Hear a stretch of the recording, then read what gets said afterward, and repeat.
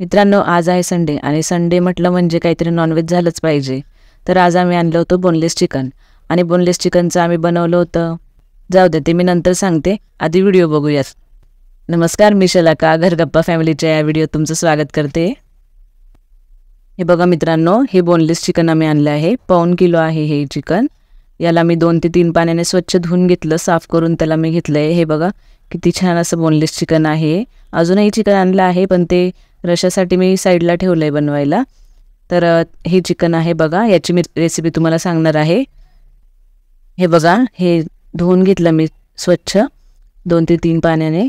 त्यानंतर मी इथे घेतलं एक आलं लसूण पेस्ट, थोडी आलं लसूण पेस्ट घेतली आणि एका लिंबाचा रस घेतला मी. त्यानंतर घेतलं ही मिरची पावडर, ही काश्मीरी मिरची पावडर आहे, आणि थोडं मीठ. असं हे सर्व घेऊन मी याला मॅरिनेट करण्यासाठी मी घेतलं आहे. हे बघा, आलं लसूण पेस्ट टाकली मी त्यात. त्यानंतर लिंबूचा रस आणि ही मिरची आणि मीठ हे सर्व टाकून मी त्याला व्यवस्थित मॅरिनेट करून घेतलं, सर्व एकजीव केलं. ही जी आलं लसूण पेस्ट आहे तुम्ही बघताय मित्रांनो, ही आम्ही घरीच बनवली आहे. लसूण आणि आलं हे वाटून घेतलं आहे व्यवस्थित. जी बाहेरची आलं लसूण पेस्ट असते ती थोडी आंबट असते, तर इथे आंबटपणा येण्यासाठी मी लिंबू वापरते. त्यामुळे मी बाहेरची काय आलं लसूण पेस्ट वापरत नाही, आम्ही घरीच बनवतो आलं लसूण पेस्ट. हा सर्व मसाला मी चिकनला लावून सर्व एकजीव करून झाकण ठेवून मी साईडला मॅरिनेट करण्यासाठी ठेवलं आहे.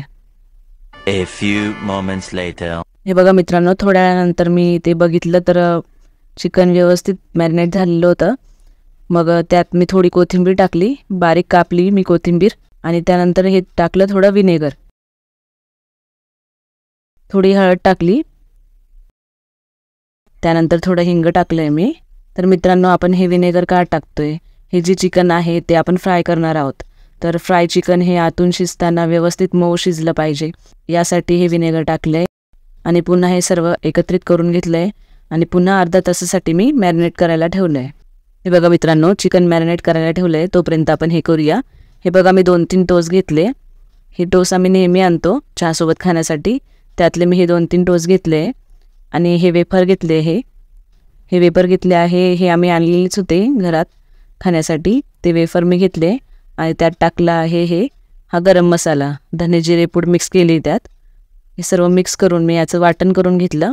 यात मी मीठ नाही टाकलं आहे, कारण आपण ऑलरेडी मॅरिनेट करायच्या वेळेस चिकनमध्ये मीठ टाकलं आहे आणि या वेपर्समध्येही मीठ असतं, त्यामुळे मीठ काय मी यात मिक्स केलं नाही आहे. हे सर्व एकत्रित मी वाटण करून घेतलं आणि जरा जाडसरच वाटण केलं आहे, जेणेकरून ते आपण चिकनला लावणार तर त्याचं क्रिस्पी फ्लेवर येणार. हे बघा, असं वाटण मी केलं आहे. Later. हे बघा मित्रांनो, अर्धा तास झाला आहे आणि अर्ध्या तासाच्या नंतर मी हे पुन्हा ओपन केलं आहे आणि त्यात मी टाकलं आहे कॉर्नस्टार्च. ते पुन्हा कॉर्नस्टार्च टाकून मी पुन्हा चिकन मिक्स करून घेतलं, व्यवस्थित एकजीव करून घेतलं आणि साईडला ठेवलं आहे. तर मित्रांनो, आता येणार आहे या रेसिपीमध्ये ट्विस्ट. तर चला बघूया मी काय केलं आहे. हे बघा, मी कोळसा गरम करण्यासाठी ठेवला आहे. हा कोळसा मी गरम करते कारण मला चिकनला फ्राय करण्याआधीच कच्चं असताना त्याला स्मोकी फ्लेवर द्यायचा आहे, त्यासाठी मी हा कोळसा गरम करते. छान त्याला असं तापवून घेतलं आहे बघा, पूर्ण लालसर होईपर्यंत त्याला असं तापवलं आहे. व्यवस्थित दोन्ही साईडने त्याला छान गरम करून घेतला आणि असं चिमटाने त्याला मी चिकनमध्ये एक छोटी वाटी ठेवून तो कोळसा मी त्यात टाकला आणि थोडं चमच्यावर त्यात मी तूप टाकलं आणि लगेचच त्यावर झाकण ठेवलं, जेणेकरून त्याचा जो धूर आहे तो त्या चिकनमध्ये जाईल आणि त्याचा स्मोकी फ्लेवर सगळ्या चिकनमध्ये पसरेल. ते झाकण ठेवून मी त्याच्यावर थोडं वजन ठेवलं आणि साईडला ठेवलं. A few moments later. हे बघा, कढई तापत ठेवली, त्यात थोडं मी तेल टाकलं आहे. तेल छान गरम होऊ दिलं असं. त्यानंतर हे जे चिकनचे पीस आहे हे मी जरा लांबच कापले होते आणि असे हे लांबच कापले तर ते छान वाटतात. हे बघा मित्रांनो, हे चिकनचं एक पीस काढून मी तो जो चुरा केला आहे टोस्टचा आणि वेफर्सचा, त्यात एक पीस टाकून कोट करून त्याला मी साईडला ठेवले आणि मग गरम तेलामध्ये हे एक पीस व्यवस्थित असे सोडले आहेत. हळूवार सोडायचे, ते तेल नको उडायला आपल्या हातावर.